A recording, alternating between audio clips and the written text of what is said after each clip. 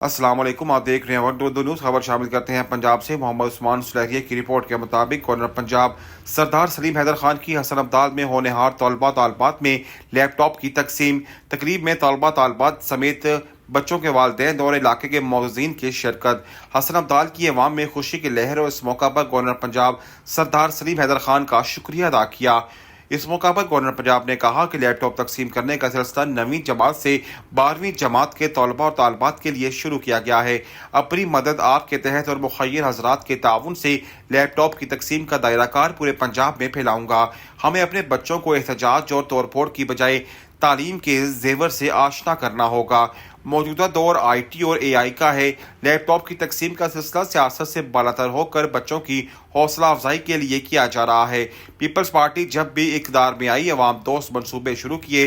तलबा तालबात और तालीमी इदारों के लिए गवर्नर हाउस के दरवाजे हमेशा खुले हैं। इस मौका पर हसन अब्दाल की सियासी शख्सियत और पीपल्स पार्टी के सदर हसन अब्दाल अशर हयात खान भी मौजूद थे।